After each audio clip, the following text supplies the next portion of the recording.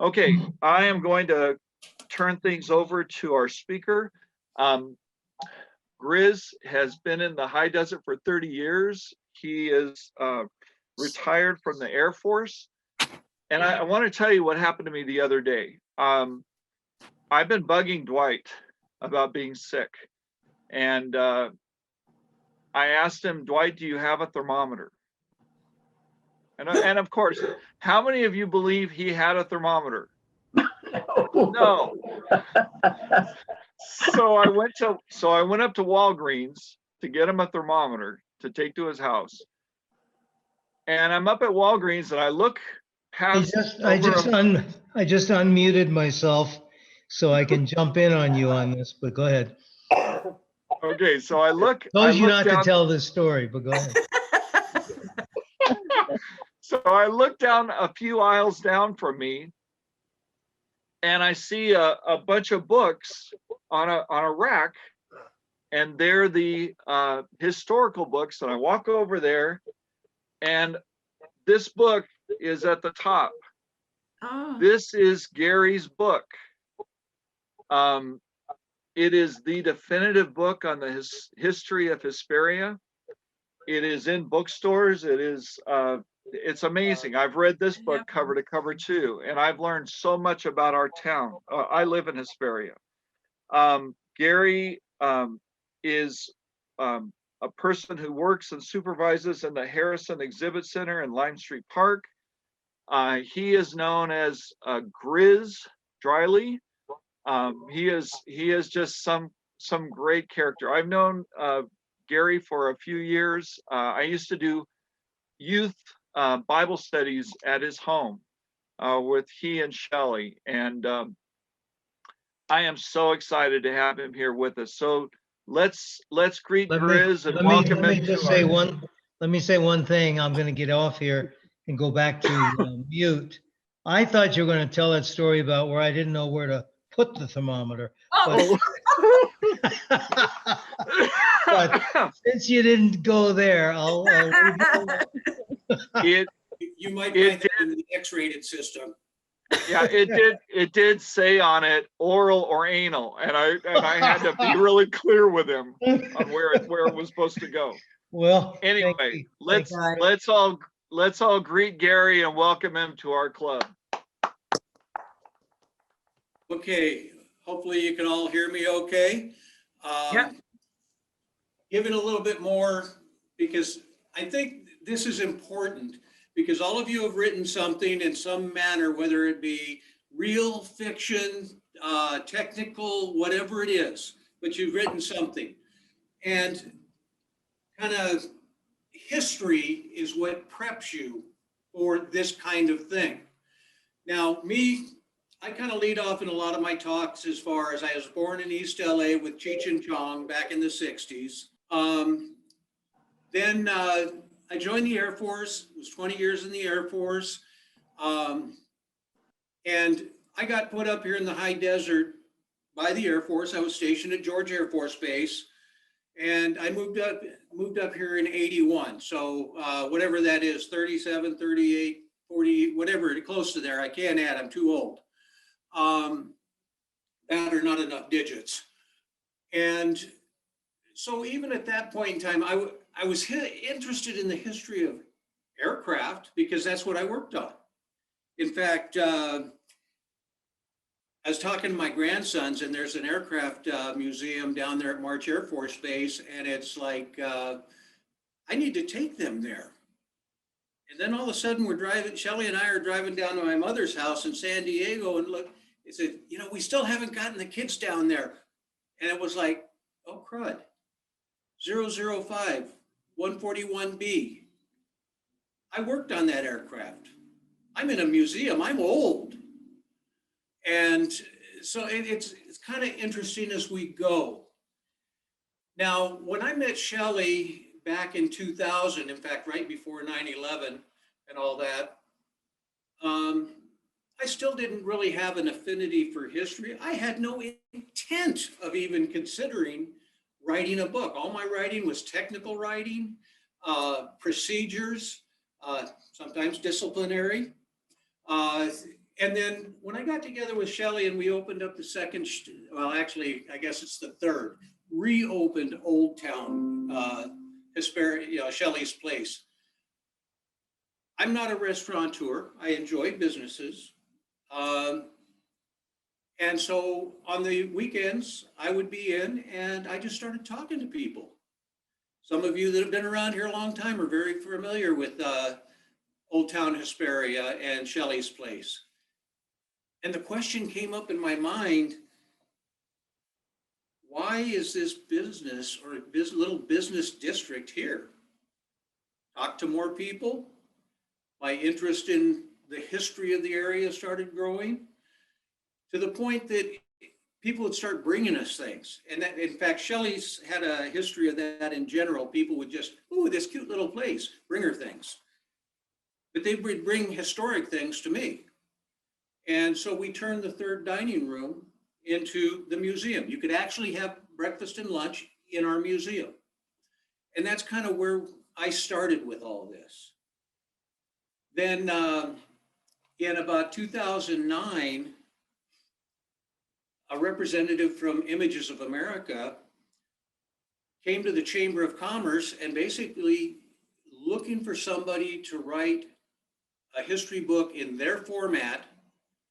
And the Chamber, because I'd been around town a while and also given presentations on it, they pointed the young lady to me.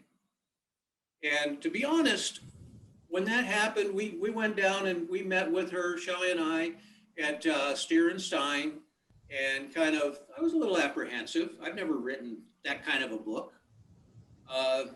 Yeah, my feet were a little on the chilly cold side, whatever. And so as we talked and learned about the format, it was like, I can do this.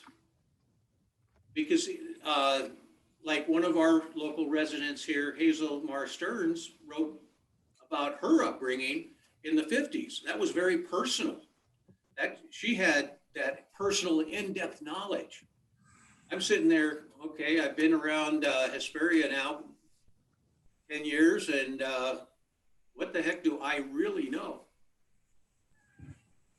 So we decided after looking at this format to go ahead and do this. The format is unusual. I don't know how many of you have seen the Image of America books, but generally speaking, there are about 210 photographs involved in it. Then comes the hard part. They give you 45 or 75 words, depending on if there's one picture on a page or two pictures on a page. And if you think about things, somebody hands you a picture, how do you describe that in 45 words? I can't, you know, fortunately I cannot write down thing and bam, it's perfect. It'll be rewritten about a dozen times, get the words. But this challenged me a little bit more because I not only had to describe it and be very definite or descriptive about it, but I had to do it in 45 or 75 words. And anyone that's known me long enough, although I'm a kind of a shy and reserved person, whether you believe that or not, I talk a lot, especially, you know, it's like I sit in the background until you hand me a microphone.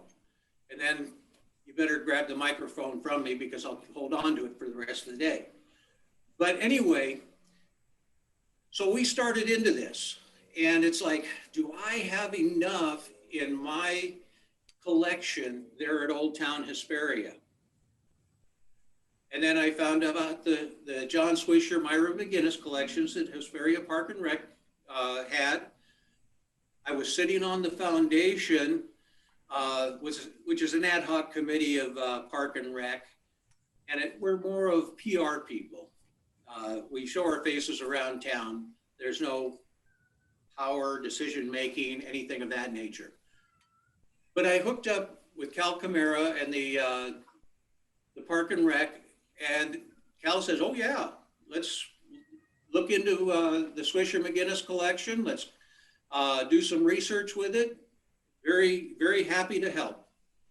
So I spent some time going through that collection and pulling it out of a closet. And that's kind of where we ended up here in the Harrison building, because I told Cal, you know, as I'm working on this book, we've got this collection in a closet, which anything in a closet, unless you got it mothballed up and it's all that good stuff, set up for archival situations, it can be destroyed. And he agreed. So we pulled that collection out. We brought my collection over here to the building, and I continued doing research here. So the book actually went together in about 9 months. If I had not had a previous 10 years of experience or research, that could have taken, because usually it's about 18 months is what they provide for writing one of these books. So I was kind of ahead of the game in that respects. Now, with writing these, again, each photograph has got 45, or if you have 2 photographs on a page, 75 words. Very challenging, at least in my way of thinking. Because how do you describe a photograph and give somebody, think about how you write your books. You write in such a way to make it intriguing, interesting, mysterious, whatever, to draw the people in, and then they get into it. And it's like, wow, Rusty's book's really cool. Mike's writing is really cool. And I hate to use the words, and you kind of draw them in. I was going to say suck them in, but you draw them into the picture and they become involved. And it's really a cool thing. And I basically, I've given presentations, and it's pretty much the same thing as giving a presentation such as this. I have got to have voice inflections. As you can see, I talk with my hands a lot. I like having backdrops because I pull from as needed. And I also watch you here and watch your faces and said, whoa, maybe I'm not hitting, looks like I'm at a distance. Jenny, she looks a little disinterested. So maybe I'm not hitting the mark there. So I might have to change tactics a little bit. Now, in writing a book, you don't get that luxury of reading faces, that personal face-to-face thing. To be honest, I'm not sure I could write a book such as many of you have, because you develop a story. I developed stories pictorially and then had to write very short descriptions of them. You know, just like I have this photograph here. That's Robert McClay Whitney. That's the founder of Hesperia. Oh. That's easy enough to sit there and say, but what's the backstory? So I had to go in and do a little bit more research. And so in somebody reading, if I just said, in fact, like on the tag that's on there, I put that on there because I've got a junior historian quiz here of 10 questions that if youngsters can answer them and they can see all those little labels, it's simple and they can earn a junior historian button. But if I just put Robert McClay Whitney, 1885, founded Hesperia, what does that tell you? It's very nondescript. But in researching back, so I could put it into the book, and again, in 45 or 75 words, he's from Ohio, his family is. He was a lawyer. He was a lawman. He had a gift of gab to no end, something that's not told in the history books, but it becomes part of a story within the museum, as well as if I get guts enough to write another book, a little bit more flavor type, or that he was accredited for putting a squelch on a lot of the Chinese riots. He had a gift of gab. He was gun toting, and the story goes that here's the riots going on. He didn't have his guns. People run to get his guns, and by the time they got back, he had it all calmed down because of that gift of gab. Now, beyond that, it's like he followed the railroad out here and was buying up property and land and water rights and things. And when he got up on Hesperia, he says, wow, this is pretty cool. And of course, like anything else, I think I can make some money. So him and his brother founded Hesperia, gave it its name, Star of the West or Garden of the West. But even further back than that, the Whitney brothers were founders of USC. In fact, there's a sorority house for Robert McClay there at USC. Now, there you've got kind of a quickie history lesson on Robert McClay. How do you put that in 45 words? I mean, that is, my brain was just sitting there going. I'd write something, it's like 75 words, I need 45. Oh, I'm down to 60. Now I'm down, and finally make it in. I've had Shelley reread it. I've had other people reread it to make sure that what I'm saying is short, concise, and explains it. And yeah, the book is kind of a lead into the museum too. You want more information? Come on down. We'll talk more about it. Some of the things that went on. As you write your own book, you can sit there and say, I'm going to have it 50 pages. I'm going to have it 100 pages. I'm going to do War and Peace, 750 plus pages. That's your decision. And you just write until you feel you're finished. I had to write into kind of a box. Now, it's a very strict format, but I was very fortunate after I explained a few things to have them allow me to make some modifications. Such as one thing here, again, just grabbing off the walls.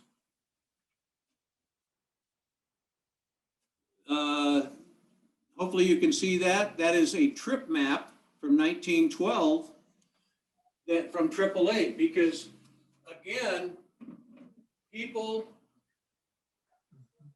look at, y'all familiar with 15 out here? And before 15, it was Route 66. And before that, it was National Trails, which brings in the trip map. Now, I got copies of that trip map in my research at AAA. When it came to the book, I told them, hey, I'm writing this book. I want your permission to be able to use this.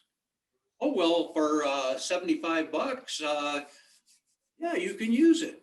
That doesn't sound like a lot of money, but then when you start talking about this picture, that picture, rights to this, that, the other thing, and it's like, this is a labor of love. This is not a, quote, money-making thing for me.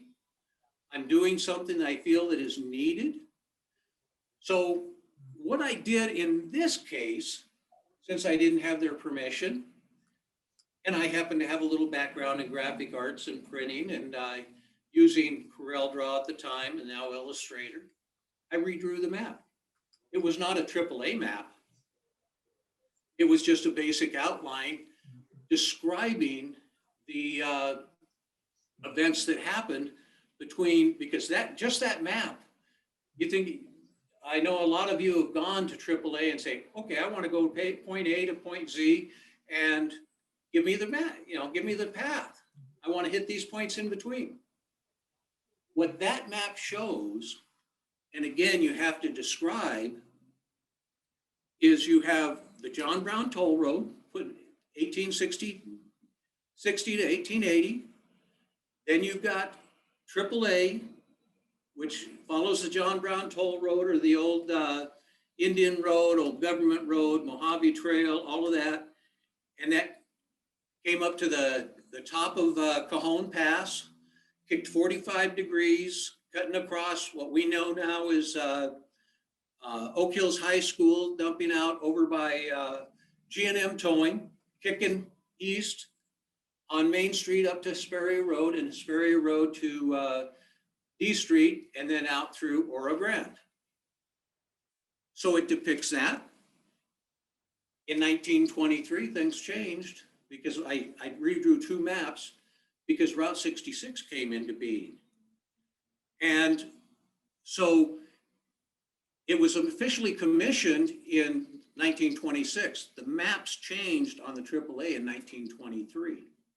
So those events changed the direction. So there I had to have a few more words than just 75. I had to make a little alteration from an actual document and modify it in such a manner that it was accurate, but it's not, I'm not copying. I'm doing my own thing and explain that transition. Now, one of the other things, how many, well, I know this is hard to answer question back, a song called Heading for Hesperia, sung by FX McDonald. We put a picture of FX with a little record and stuff. And again, here's 75 words. But here is a song in 1954-55 that changed the direction of Hesperia.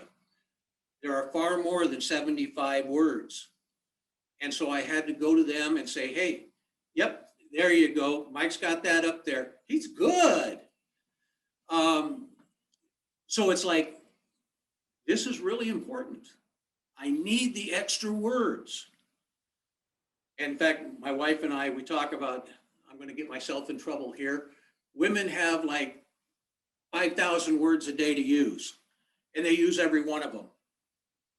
Men, we run around maybe 50, and we have trouble using those. So the conversations are kind of interesting. Well, I had to jump into that above 50 words type deal to explain this. And I said, I need the words exactly. Chorus, line, the whole 9 yards. And I need to be able to put it in the book. And this is why. For those of you that have never heard the song, we've got, we play it here at the museum, but there's also copies by FX McDonald's, which is now deceased, out there. But this story, because a couple things, when the song was written, FX McDonald was a musician. He had a little shack out here in Hesperia. He used to do little folk songs. He worked for M. Penn Phillips, selling real estate. His father was a dentist in LA. His father refurbed his office, and all the spare unused material came out here to build the shack that FX was living in. Well, by FX, his father didn't know dinkety squat about music. FX was the musician. But it was his father that penned the words to the Heading for Hesperia. And when you listen to it, and it happens to be by the beat or tune of the Battle Hymn of the Republic, it's talking about heading for Hesperia and leaving your hysteria, taking one big gulp. It is a history book in itself, in one song. And yeah, it's hokey. Believe me, you hear it once, it's hokey. But you listen to the words, and if you know the history of the town, it plays right in there. One of the sayings, and again, we're talking about 45, 75 words to describe something, which is darn near impossible when you really want to do it right. There's a term in the song calling balling the jack. Now, what that means for us today would be pedal to the metal, flooring it. Balling the jack is a railroad term And full steam ahead is when the balls come out and it's a governor. And you're going full steam ahead, pedal to the metal, the whole 9 yards, heading for Hesperia. So I got through this. I get to write about it, but I also get to learn new things. Our other docent here, Greg, is more of a railroad nut, and I've learned a lot from him. What I don't know on that, and he doesn't know on this, we just collaborate back and forth. And again, maybe not writing in a book, but we write stories or exchange stories. So when somebody comes in the museum, we get to tell them. It's unwritten folklore, but it's not folklore, it's fact, because that's one thing we pride ourselves on is we want to tell as accurate a story as possible. And that's why with the book also to make sure everything's right. I've talked to people and families that go back to the turn of the century. In fact, I'm going to reach across here and grab another photograph real quick, which is in the book. I can't remember what page, but apparently Mike's got it there and he can pull up everything. This one here, we all have gone across the Bear Valley Bridge. That was the 1936 flood. Now, you think about it, as we're driving to and from Apple Valley into Victorville and Hesperia, you ain't doing no 20 miles an hour. You're doing 40, 50, 60 miles an hour. Think about coming up on the back end of that. And all you can read is license plate. I mean, that, again, you can sit there and say, oh, that guy, you know, that rectal thermometer and stuff, well, he's put the seat of his car where that rectal thermometer goes. But there's so much more there. What happens? You've probably read, because there are a lot of books written, like on the Mojave River and stuff. People look at that and sit there and say, well, that ain't no river. That's a bunch of sand. But then you get into how wide is that? How deep are the banks? When that puppy flows, it flows. In fact, one of the things, it's in the book in the beginning, dates back to 1860, 1861. And it's an actual photograph of a graph that was pulled out of some archives. But that is the largest flood in Hesperia's written history. That was 50 inches of rain in 4 days, created 4 Inland Empire lakes. Now, how do you describe that in very limited words? What is significant to our history here in Hesperia is that in 1860 is when John Brown started building the toll road. He had a 20-year contract. Now, again, thinking about how you something and describing something, 1860, we didn't have big bulldozers. This was pick, axe, oxen, wagon, whatever means you could. He had a year's work starting up the Cajon Pass, getting ready for the railroad coming, setting up a toll road and access to Holcomb Valley and the miners and stuff, coming down through Hesperia and through Summit Valley.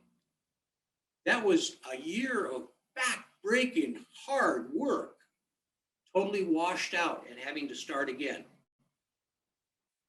I hope you kind of seeing the picture I'm creating here, that to describe an event in 45 to 75 words is very challenging.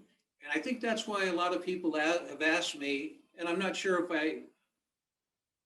I'm going to do it. I toy with the idea of writing a secondary book, because those details are so important to writing an effective history book and giving depth and what I call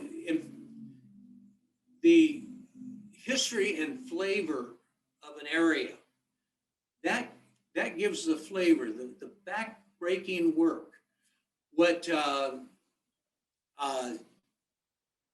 Hazel Mar Stearns, when she wrote Raising Kate, she was taking her life from 1950 forward and was able to write in all those details. Again, it becomes very challenging. One of the other photographs, the picture's across the room, but it's of onion field, a national record of onions harvested on the mesa. And you figure, well, Hesperia? National record per acre? No. But it's fact. But what you can write that, and it's like, that's just one aspect. Now you got to, there we go. Thank you. I like you. What happened that year is the farmers, the Tatums, and the Walkers that had the potato fields up on the mesa, they went along and sitting there saying, man, a national record. We are really going to make bank. Let's wait. Let's hold off. I see the prices rising. Let's hold off. Prices are rising. We're going to make more money. Well, all of a sudden, by about the time that they were ready to harvest, and actually they became a little overripe, the prices fell. So now here you have, on one hand, a national record. I mean, this is history book city. On the other hand, the prices fell. Do you know what they did with those? And a rhetorical question, we can answer questions later. That national record of onions got fed to the cows. It was more financially equitable to feed it to the cows than try and ship it off. So again, turn of events, describing things. One of the other challenges to describe, because again, I'm going to say throughout history, Hesperia has always been a bridesmaid, never the bride, but it's always been about 11 months, 12 months ahead of the game.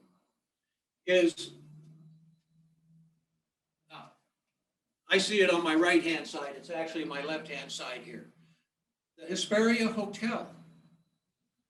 Now, I don't know, because I can only see a small section of people here, and I think there's 20 people here today, is that hotel. A majority of us have never seen it. But to think, again, description, words limiting, trying to get, and this is where I push the envelope a lot with Images of America because of the importance. That was a 3-story hotel.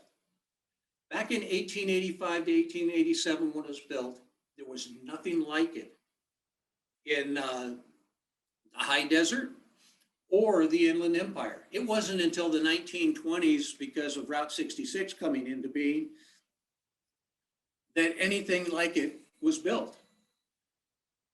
Now, looking at that building, 3 stories. It was actually 4. There was a basement. That was the kitchen. And again, describing that, I mean, that was, I apologize to anyone on this one. That was like a Trump Tower. That's the best analogy I can think of right now. Compared to anything else. It was great. It was fabulous. It was all that stuff. But how do you describe that?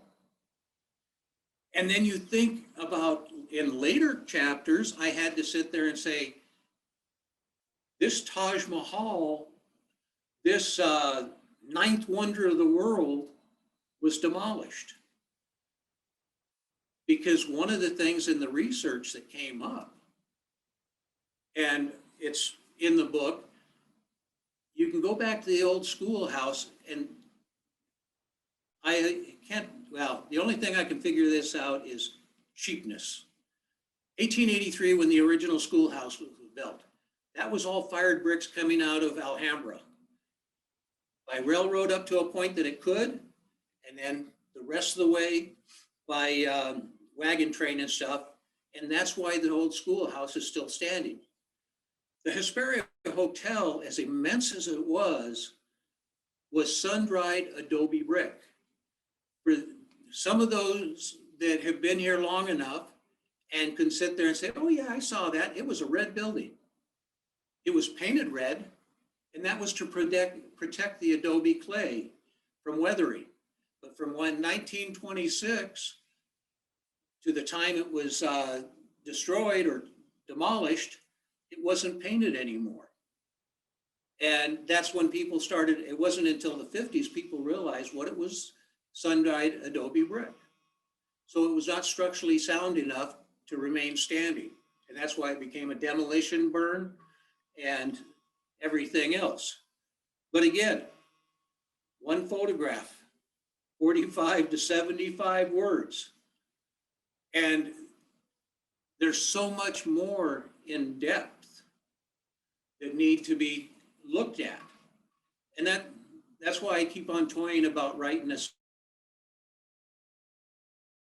And I would be on the arrogant side if I said my book is the big deal, the main thing. There have been several books written about Hesperia, some done as master's thesis, some done like in John Swisher's books. It's covers the Mojave Desert in general, and then small sections. Leo Lyman did a great research and everything else out at the college. Talking with, yes. Okay, nobody, I want to make sure I'm not going too far out on time. Fran Elgin that has archives there at Victor Valley College. There's so much information. It's a matter of pulling it all in. And what's really interesting in writing history or other books, you can take one event, take 10 people, like here we're showing, in fact, it looks like it just popped up to 21.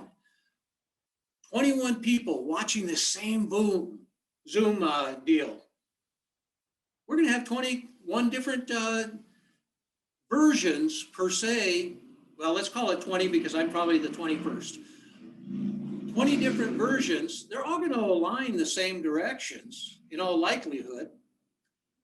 But you got 20 versions. And so when I look at the variety of books, I read through them because maybe somebody saw something more or different than I did, a facet within that needs to be brought in. Because when I talk about flavor and history, and I'll tell you one thing here, and it's a logo that we use at the Hesperia Old Town Museum.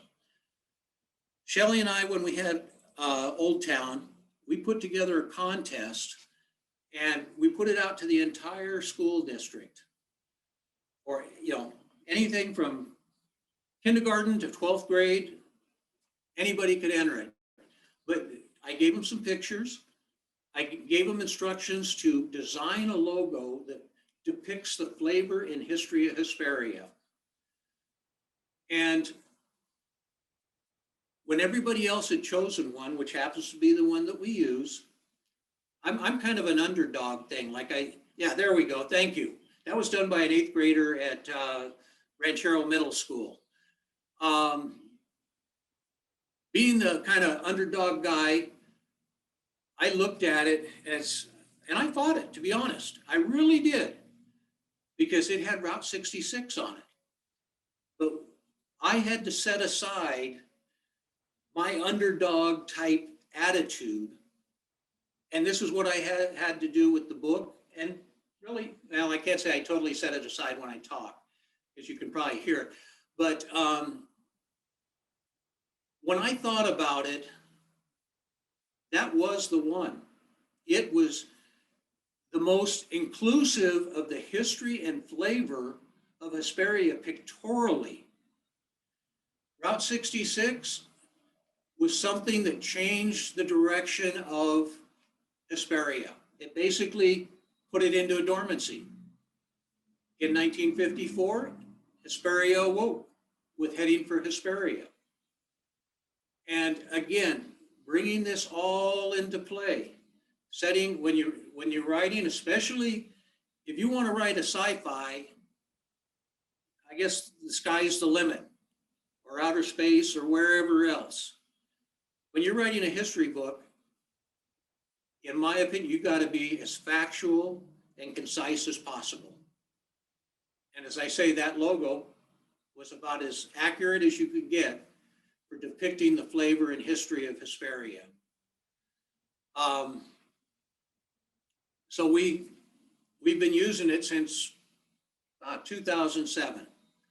I've worked with Sultana High School because we've done, along with the writing, I've done videos, history on Hesperia, and it's an ongoing process. And the more I find out, the more it's kind of like, well, maybe I do need to write a second book. Not really images of America, but more inclusive of a lot of things that have gone on as far as as precise and accurate as I want to be. I'm going to say here, jumping back, and I'll talk about this, but I haven't put it into writing. You take Robert McClay, that we talked about being a founder, his history that we've documented as a lawman, a lawyer, purchasing land rights, all this stuff. But when you talk about what we know is the flume, in fact, again, rhetorical question, how many of you out there are hikers? How many of you been out by the dam? And there's a sign that says Pacific Crest Trail going up Deep Creek. And myself and one of my friends, Jim Walker, which his dad worked with the Tatums, we go back there. Here you got to talk about older gentlemen and stuff. And here's a young couple. And we stop and talk to them for a second. And it's like, wait, you guys going to hike the trail up there? Oh, yeah, we're going on the Pacific Crest Trail. Oh, yeah, And Jim and I are sitting there because Jim used to do repairs there. And it's like, do you know what you're really walking on? Not something that was named in 1936, the Pacific Crest Trail. The original water source for Hesperia that goes back to 1885. And where I'm going with this is back in 1885, here you got Whitney, lawyer, this, that, very smart man. But what he crossed in coming out buying land was the Chaffee brothers that started Ontario. Chaffee brothers were irrigation engineers. I can't prove this. I can't write it in a book other than saying I theorize. I have a hypothesis of this, but I have no proof. I think Whitney was smart enough to sit there, oh, there's water here. We need to get here. Oh, wait, irrigation. Hey, Mr. Chaffee, what do you think of this? I would not be surprised at all if the Chaffee brothers actually designed that, because that was all siphon and flow. There were no water pumps in 12 miles. But again, in research, I cannot say this is what happened. I can say this is what I believe happened. It makes logical sense. Just like building the hotel, the anomaly of fired bricks on the schoolhouse built about 4 years before the hotel. Why would these be fired bricks?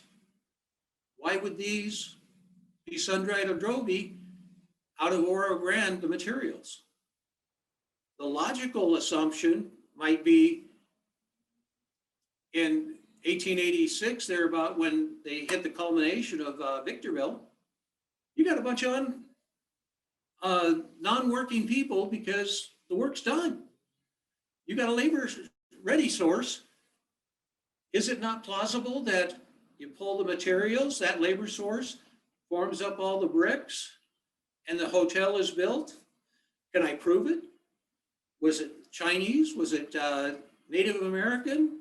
All I can say is in all likelihood, it was unemployed labor force because the railroad was done. Again, I can't document that. I can allude to it, and maybe in writing a second book, I would have the option or the breadth to be able to do that. I couldn't do anything like that in the Images of America book. So yeah, it says that, yeah, maybe you need to write a second or an extension thereof, but different enough, maybe self-publish or whatever. Now, in writing books too, people write because they love to. It's just a manuscript, whether it goes for play, whether it goes for movie, whether it goes for just a sale, whatever. There's a variety of reasons. I can tell you that this book, Images of America, was written more as a labor of love, something that a history book is, I'm going to say, somewhat narrow or limited in its audience, people interested in a specific subject, whereas a sci-fi book, a romance, whatever other type book has a broader reading. So the books that have been sold are people that are traveling, want to hear the history of an area. Whatever monies that I make from sales of the book go straight into this museum. It's strictly a labor of love. I thoroughly enjoyed it. I would do it again. I guess that's saying that I would write a second book. Isn't that what I was saying? Huh? Yeah, Mike's going, yeah. I know one of the things that I want to do for definite is, now that I'm retired, because I retired in June, is we are working on short videos. Of course, a little writing, scripting, and I've got a bad habit of ad lib. I formulate things in my head, and then, just like now, there is no script here. I sat there last night looking blind in the sky, just running things through my head on what I'm going to talk about, and then I start going. But we're going to do shorts, probably about 3 minutes, talking about the historic monuments. Again, referencing back to Hesperia Rec and Park that owns the building here with the museum, referencing the book, referencing postcards, different things that we're working on to support the museum. I've done 3 videos with Sultana High School, and the outline was scripted, not the actual words. Jim and I, the gentleman, his name just escaped my brain, Stanford. We talked about basically what we're going to do, their thing in history, and we went along with those. So we got a variety of projects that we're working on. In fact, one of the things that I'm pretty excited about, and you'll see some photographs in the book of the train station, the water tower, things of that nature. And again, because it's difficult, if not impossible, to give everything on something. On the outside of the museum here, we got a fenced area with farm equipment. I'm working on getting the farm equipment taken out. I'm about 75% complete on a scale model, about 1/15th, 1/20th scale of the water tower that was here in 1885. We're going to build the rail station, the hotel, the schoolhouse, which it's still standing, but with the way things go and anything else, we want to get a scale model done before something happens to it and it's no longer there.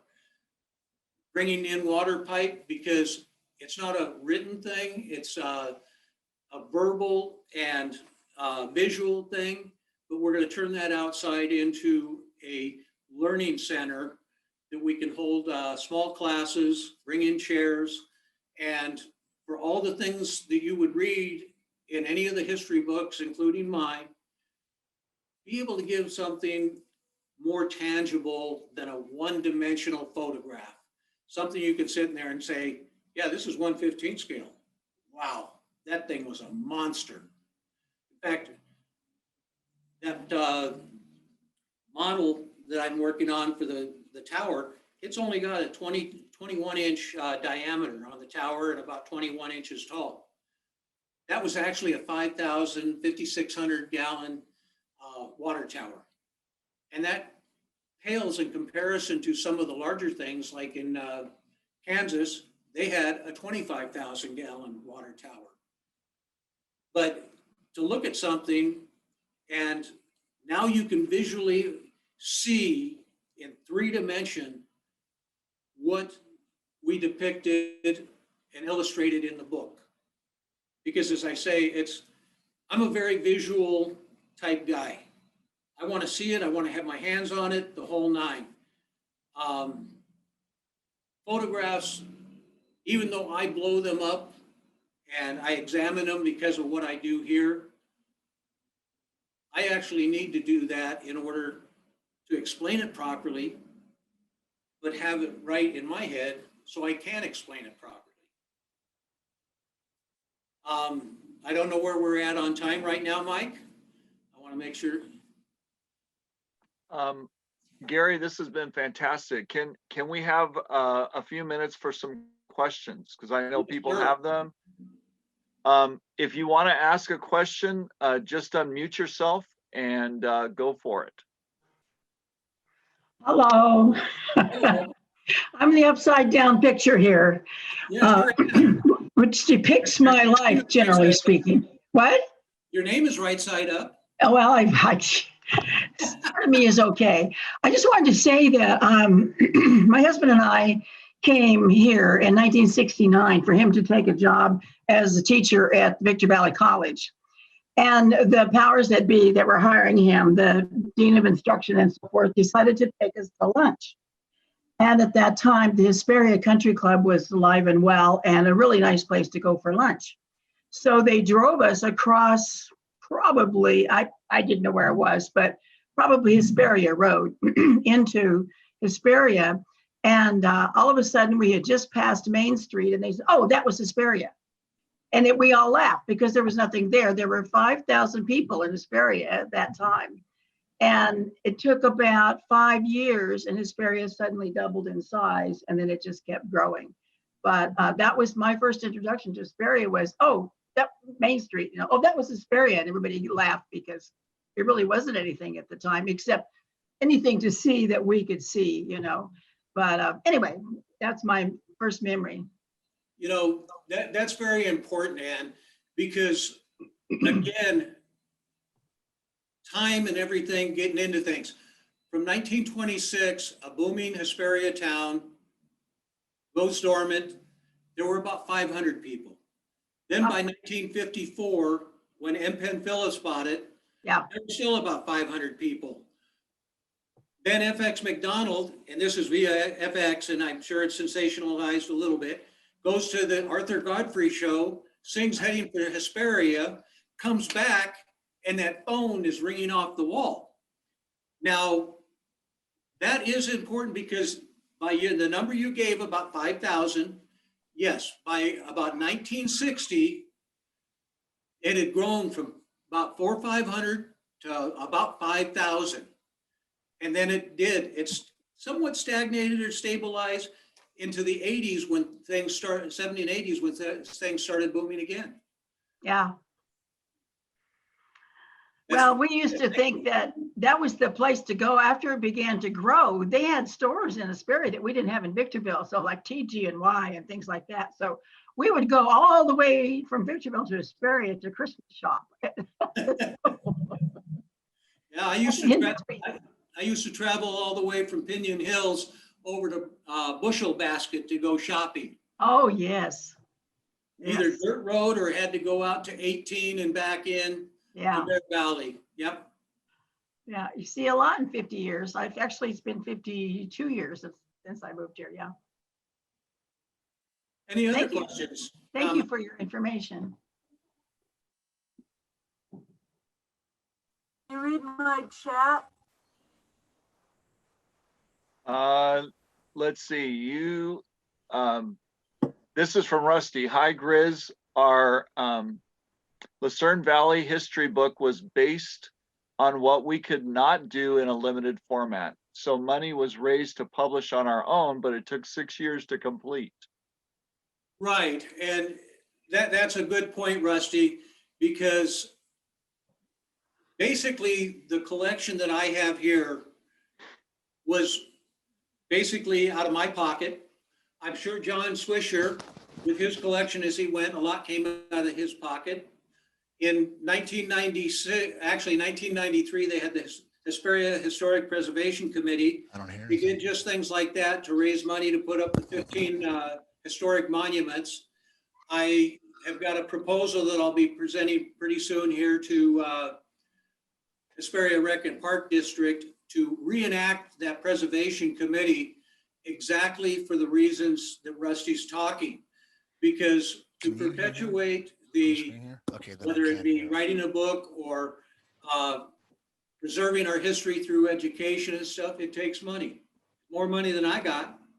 And so with that, we can create financial streams to actually build those scale models. I did the first one out of my pocket, primarily majority of it is scrap wood that I had in my shop.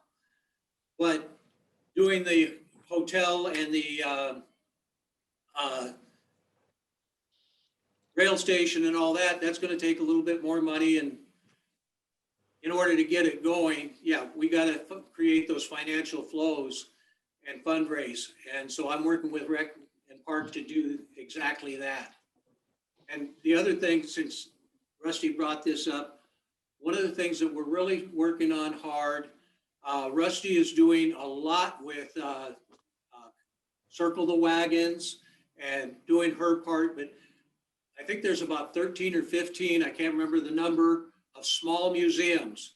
Lucerne Valley, Apple Valley, Victorville, Barstow, Wrightwood, and kind of networking, because you can go to the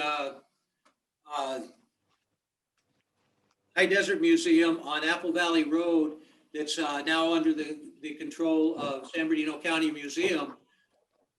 They've got to catch everybody. And so they've got a lot of stuff being in Apple Valley about Roy Rogers and George Air Force Base. But when you get into the outlying areas, not so much. And that's where the small museums come into play, is we can dedicate into our particular area. And through the work Rusty's doing, myself, Marcy Taylor, and several other people to network, to get people going to these different museums. I've got a gentleman, Vandringa is the last name, and his first name is escaping me this moment, but he does a lot of writing and stuff on his travels around the Cliff Vandringa. In fact, his brother and sister used to own Old Town at one point in time when Shelley first moved in there. But he does a lot of writing and stuff like that up on the net. There is such a variety out there for writing. It doesn't have to be a book. It can be a travel log. It can be a blog. There's just so much out there.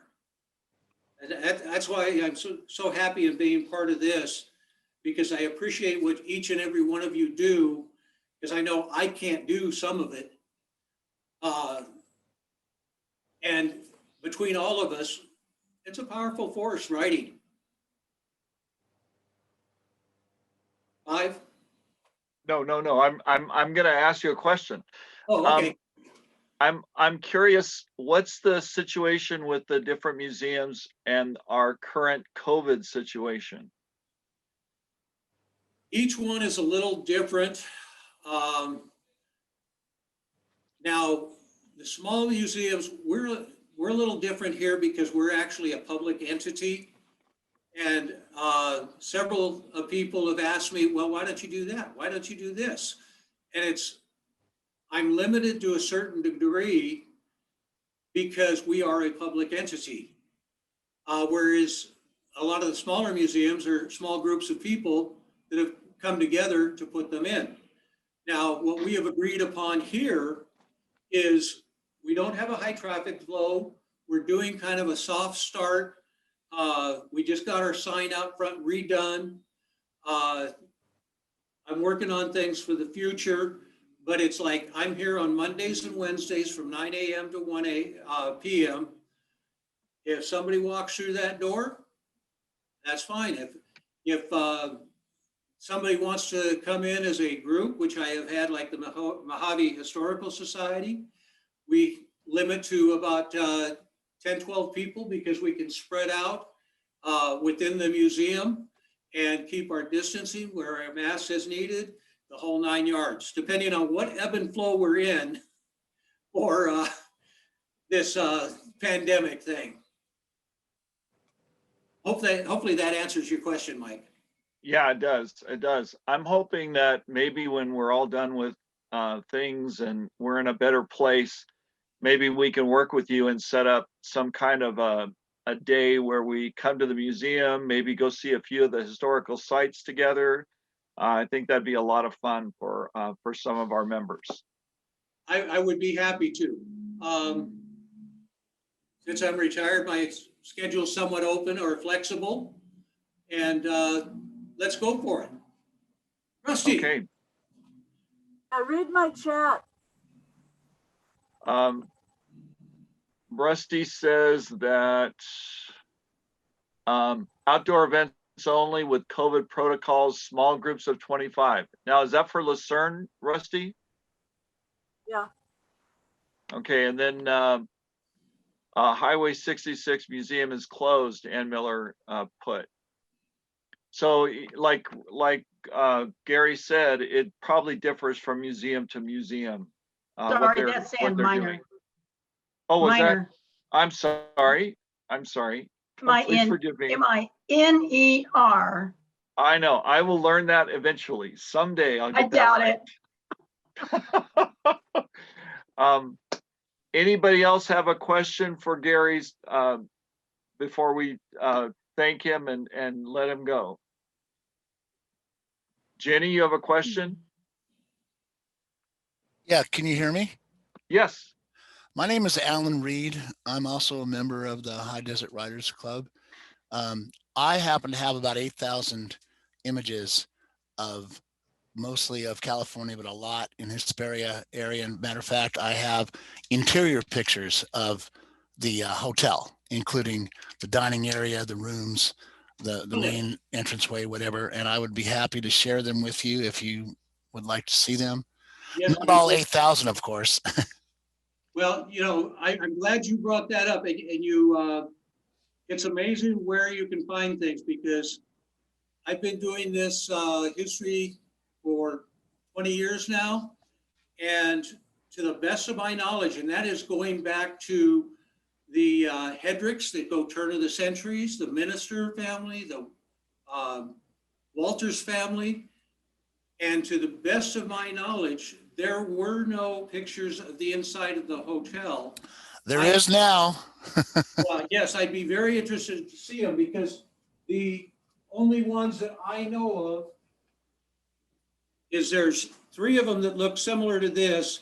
And this was with Lorraine Contrell Moffett back in 1952, when it was totally dilapidated.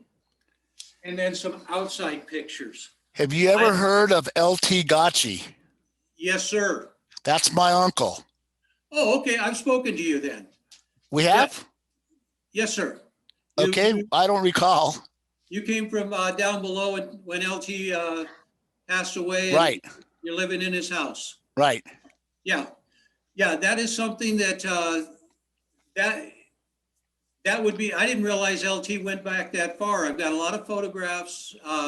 Either I've been given by him or by somebody, like some photographs of the Descanso Summit Valley Rail Station. And I've known of your uncle for years. Well, we need to get together. I don't want to take away from the rest of these people, but just real briefly, my uncle left me 15 unpublished manuscripts, all historical nonfiction. I've already published 3. My intent is to publish all of them, but I have about 8,000 images taken, and his collection goes back to the turn of the century, to the turn of the 20th century, the early 20th century, all the way up to about 2005. So I'd be more than happy to sit down with you. I don't recall us speaking before. I'm sorry.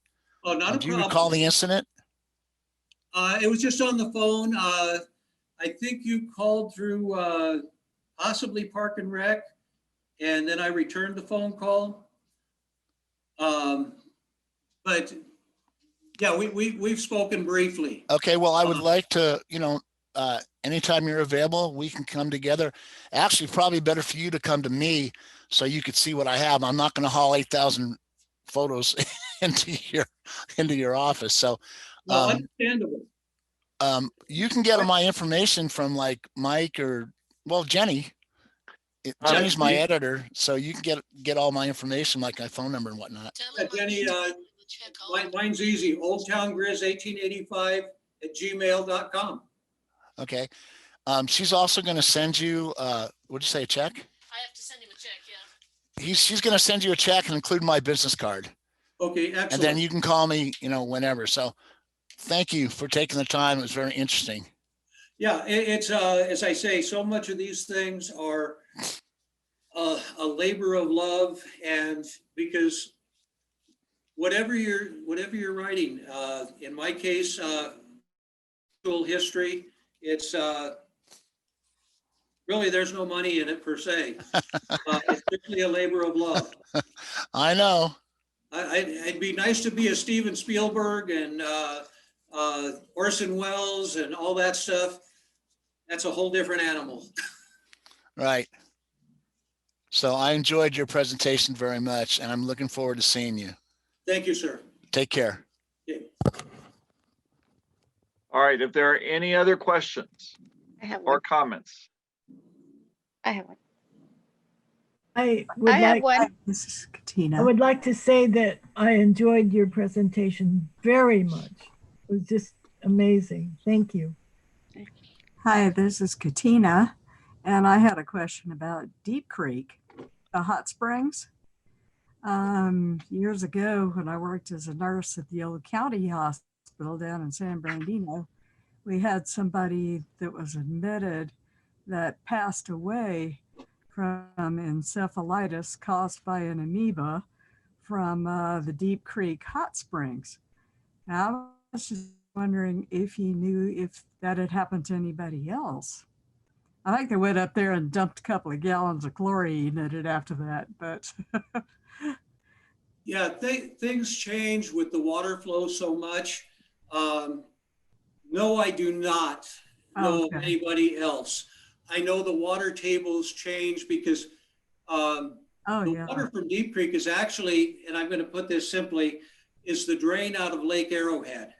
And depending on the water table of Lake Arrowhead, how it flows down, flows in, and anytime things slow down, yeah, there's potentials of a lot of stuff. Yeah, but that's geothermal, isn't it, or no? Excuse me? The hot springs. Yeah, the hot spring. I've never actually been to the hot springs. I hiked up the flume to where the water begins for the flume, and the hot springs is just beyond that. Oh, okay. Okay, I was just curious. Thank you. There's warnings now in the hot springs books, that tell people where the hot springs are. They have warnings in those books now. Don't put your head into the water. Oh. Yeah. You can sit in them and soak in them, but don't put your head into the water. Thank you so much. I really enjoyed this. Well, I'm glad. To be honest, I wasn't sure exactly how this was going to come off in the respects that writing the book is one aspect. The museum is another aspect, but they are blended together because the museum is my research for the book. Okay. Any last questions before we go? All right, well, let's all thank Griz for coming today. I appreciate so much. You know, it's funny, when he was mentioning those 8,000 pictures, I've never seen you salivate before. Let me wipe it off my beard. Yeah, it was kind of drooling all down your beard. No, thank you so much, Gary. We really do appreciate what you've done for us today and gotten us in touch with our history. I highly recommend Gary's book. If you have not read it, it is quite a tour of history and of Hesperia. Thank you again. Let's all give one last applause, and we will call this meeting finished.